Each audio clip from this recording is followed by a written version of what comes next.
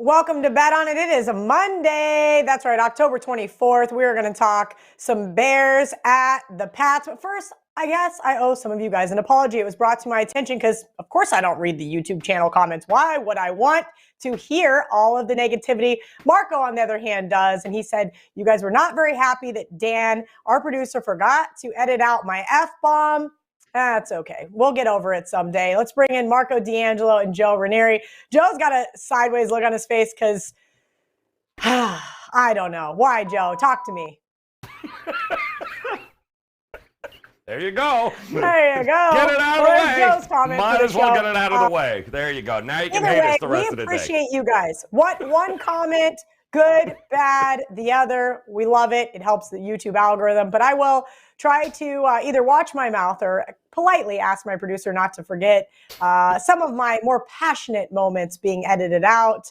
Marco D'Angelo, how was your weekend?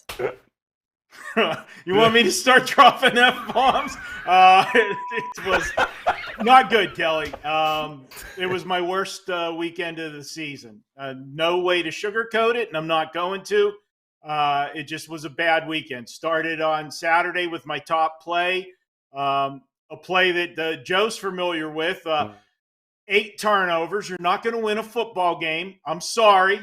You're just not going to win a football game when that happens. And you get your quarterback knocked out. And then yesterday, when I'd like to get a quarterback knocked out, Matt Ryan, no, he didn't. But he got sacked now. He won't be starting next week. And if you're the owner of the Colts, think back. It was just 2019. You're, getting ready to head into the new football season. And all of a sudden, Andrew Luck says, I'm retiring. And since then, it's been Phillip Rivers, Carson Wentz. Oh, no, I'm sorry. Jacoby Brissett, Phillip Rivers, Carson Wentz, and Matt Ryan. Yeah, you know what? You don't know how to spend your money well, let me tell you, because it has not worked out with your shopping for quarterbacks since then. And, yeah, the Colts are dead to me again, but we'll see what happens this week. We did have a good week on the show for the college Bet on it. Not so much yesterday with the NFL. That's the week recap, Kelly. Anything else you want to know? Yeah. No, Marco, listen, this is what we do here. We talk about the good. We talk about the bad. We own our losses. I went 0-2 yesterday after a really great Saturday, 5-1. Nice outright win by Joe Raineri's Cowboys. Thank you, Joe, for staying so diligently on them since Mike Gundy did not want to spill any beans regarding Spencer Sanders, but Mike did get us the win in Stillwater as 6.5-point underdog. So that was a highlight. Won my best bet on the show. In Liberty, didn't play Liberty money line. I kind of overthought this one. I put in my parlay. UCLA, while I knew they were a square dog, so was Tennessee the week prior. Didn't matter. Cal knew it was going to be a longer shot to win outright, but at least they put up a dog fight for me. K-State, I'm walking into a concert up 28-10. Oh. And when you're in a concert, you're in a stadium, whatever, you don't always have the best cell phone service. So I'm getting on an iPhone green messages here and there. K-State, exclamation point, this, that. All of a sudden, next thing I know, I get out to the parking lot. I have 473 messages now at 1 o'clock in the morning. And I realized K-State did not score from that last score check, and all hell had broken loose. So not only did I lose quarterbacks this weekend, I bet on a pair of really bad ones in Matt Ryan and Brett Ripon. I kind of had a feeling that the Denver game was going to be ugly, but I didn't think it would be that ugly. Luckily, the Broncos still covered a teaser for me. Joe Raineri, you did not get there with your best bet in the Bucs. Tom Brady did not have a get-right game. I'm in a group chat with you, and a couple of our good friends had them in Survivor, and I wasn't trying to play the I told you so thing, but good God, Tampa Bay. Just disgusting. It was just an unmitigated disaster. That entire game was awful from start to finish. But, games like that are going to happen, right? So it's only the sixth game I think Tom Brady has ever lost when he was a double-digit favorite in his career in 20 years. So they're going to happen. But what really sticks in my car is that you spend all this time handicapping, going over the numbers, going over the trends, going over everything.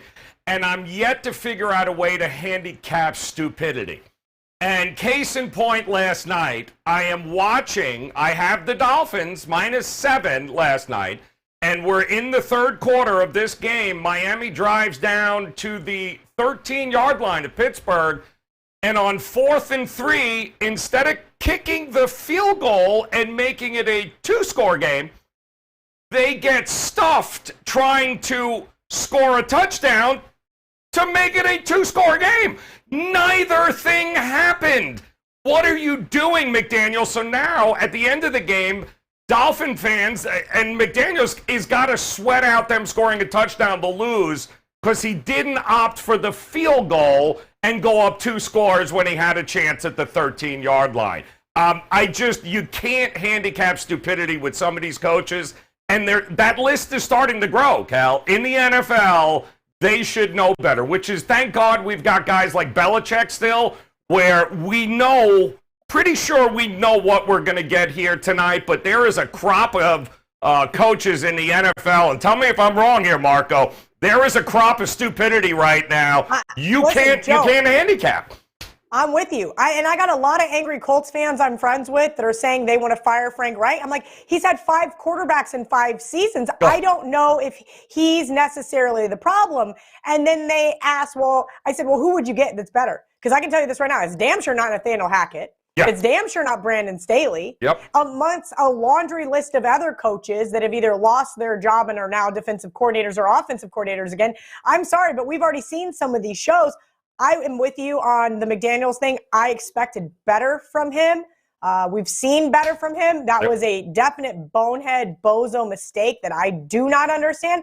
Nope. Luckily for me, I had no play in the game because otherwise I would be just as pissed off as you. Marco, who do you think is like Joe used, can't handicap stupidity, who do you think is the most stupid coach in the NFL?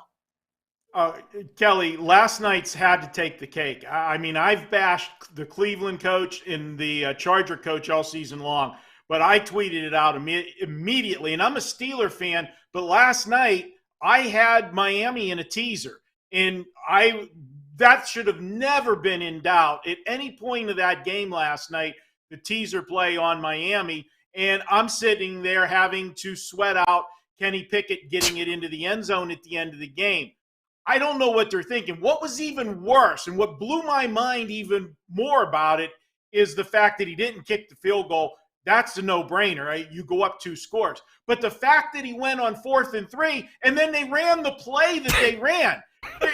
Why would you run that play to try to make 3 yards?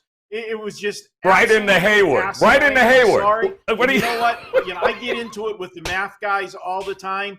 No way. I don't want to drop an F-bomb, but I am sorry. Common sense has to prevail over your little clipboard that tells you what the mathematics are on certain situations. Because those mathematics that are telling you that it's a 51.5% play to go for it is taking in thousands of examples, all the different times in the NFL.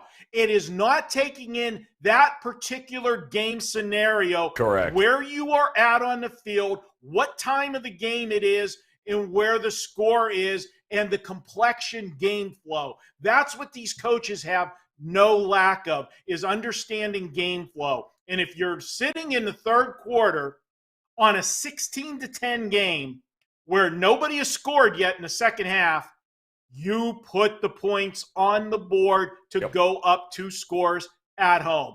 You never think about it any other time. But it's funny because even a touchdown, and then the announcers it's are still trying 2 to scores. And the analytics guys. You gain nothing. Where I want to throw something at the TV. Ridiculous. But generally, I'm in a sports bar that has really big screens. Oh. That would be a really expensive toss for me if I did that. At least if I do it at home. Marco, I tell people that all the time. I go for the small one. Ridiculous. Yeah, well, I can't break a TV because then I'm down 2 units instead of 1, if not more. Great segue, though, talking about that teaser, Marco. I'm glad you got to catch that teaser leg, even though the Dolphins maybe had other ideas. And that's exactly where I'm going here for Monday Night Football. We spoke about it on the Wednesday show. This is a Patriots team that we all like to probably win the game. Here we are getting them under a field goal at home against Justin Fields and a Bears team that cannot win in primetime. The only teaser leg that I'm really kind of leaning towards, if you don't already have them in a teaser from last Wednesday when we gave it out, would be next week versus this same team, the New York Jets, getting them over a touchdown at home in a divisional rivalry game. Seems like the easiest spot. So I'm chickening out here. Pretty much 8.5 across the board. 40 is the total. Marco D'Angelo, is this not the perfect teaser spot? Well, it is. In full disclosure, I am sitting with the teaser for me and my clients with that Miami Dolphin game last night to New England tonight. With that said, we still got to look at this game and see what we have. And Kelly, yesterday, the books, when the public wins games, for the most part, we're going to have bad days. And a lot of public plays got there. Now, I know you're going to say, but Tampa Bay lost, but Green Bay lost, so the books are okay. Yeah, those two games helped the books, but there were a lot of other public plays that got there. Tennessee was such a public play yesterday. The Jets were such a public play yesterday. And, all the sharps I know were on, Denver. You were, I was, we all were. There was just too much line movement in that game when Russell Wilson was announced out of the game. So now you look at tonight. What are we going to do here? New England, Bill Belichick has a history of making young quarterbacks look very bad. And it's going to be kind of hard to make Justin Fields look any worse than he has been this season. Justin Fields has yet to throw for over 200 yards in a game. Amazingly, as bad as this offense is, and they're only averaging 15.5 points per game, they've struggled all year, and they're going to be going against the 7th-ranked defense in points allowed, New England. They have only had one game, Kelly, in which they've lost by more than 8 points. That's absolutely mind-boggling when you look down their schedule. But that one game that they did lose by more than 8 points happened to be a Sunday night game against the Green Bay Packers. Why do I bring that up? And especially since the Packers have done basically nothing all year, is I think too often people look at look at Chicago, as bad as they are, and just figure we have to show up and we're going to win. We're going to get that win. But when it's a nationally televised standalone game, you bring a little more intensity because nobody wants to look bad on national TV. And I think that's what happened in the Green Bay game. Chicago played another primetime game. That was last Thursday night. Now, they stayed within 8, but they only scored 7 points. So, again, Washington, as bad as Washington's been this year, and that defense has been horrific, they held Chicago to 7 points. So there's no way I can get involved on the Chicago side. Is our buddy Teddy Covers likes to say, if I'm playing, I'm laying, and that's what I would be doing with New England here. And, again, looking at the total, I just don't see how Chicago scores points against New England. This has underwritten all over it. I'm waiting to hear Joe how many unders he's going to come with in this game. But you got Mac Jones. I don't expect Belichick to put him in bad spots tonight. I think this is going to be run the football as much as you can because the Bears give up a ton of yardage on the ground. So unders in New England. I can hear it now. Joe, first quarter, first half, full game, under. All jokes aside, it looks like Mac Jones is going to be a go over Bailey Zappi. I said there wasn't going to be much of a drop-off. I'm surprised we haven't even seen this one move at all. In terms of Chicago, they have not won any primetime games in their last 9. So I don't think they're in any danger of losing tonight, which is good news for Ariel Epstein from our Prop Shop segment. She has them in Survivor. But just 5 and 15 against the spread in their last 20 games as an underdog tells me that I can't get to the window with this dog, Joe. So I'm just going to sit tight with my teaser spot. Tell me what your thoughts are for Monday night. Yeah, well, I mean, listen, if 8.5s are still available, I'm not opposed. You don't get to do this often, but sometimes on these primetime games, these standalone Monday nights, you want to go same game teaser and tease it down to 2.5 and take the total and tease that down, keep it within the same thing. You go up to 46 and a half, and you can of course tease the Patriots down to under a field goal. But listen, 0-6 in the first half against the spread. That is what Chicago is.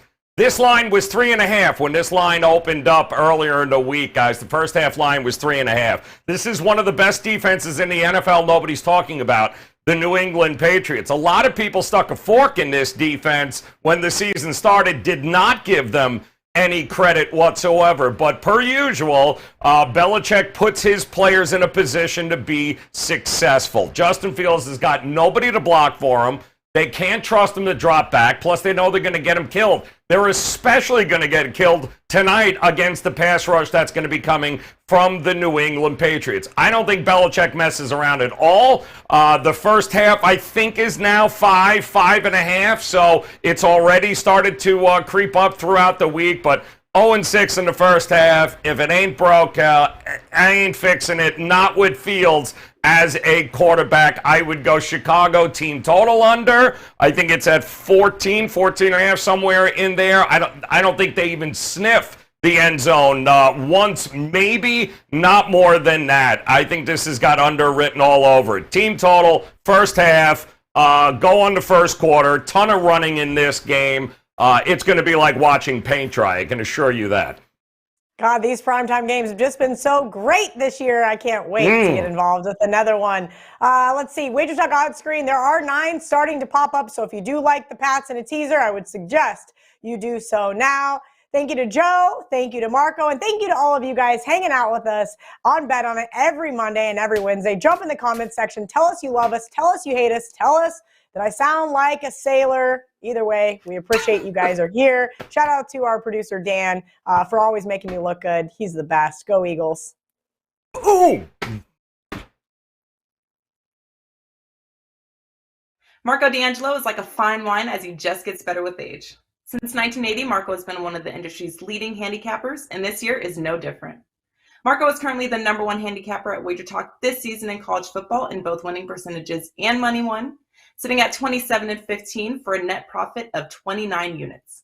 The rest of the college football season, including all the college football games, is $4.99. Last year, Marco was 13-4 in bowl games and for a net profit of 34 units. For a limited time, you can take $50 off that price when you use coupon code CFB50, making your final cost just $3.99.